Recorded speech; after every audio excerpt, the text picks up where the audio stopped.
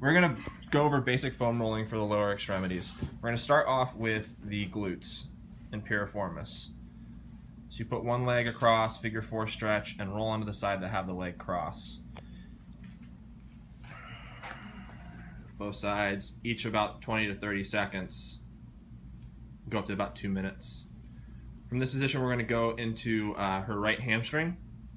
She's going to straighten that right leg out and just kind of lean into it. You can do both legs at the same time, or you can put one leg over the other to put a little more pressure. Good. From same thing, same exact idea, we're going to go down to the calves.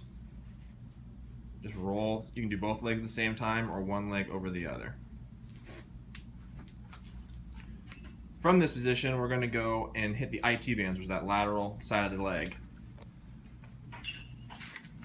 Straighten the bottom leg, the top leg, and the elbow and arms help kind of support. And again, going all the way from the hip down to the knee. You can do both sides, but right now we're going to flip onto her stomach and we're going to work on quad. Hold on the stomach and just roll out the front. Roll it all the way from the top of the hip all the way down to the knee.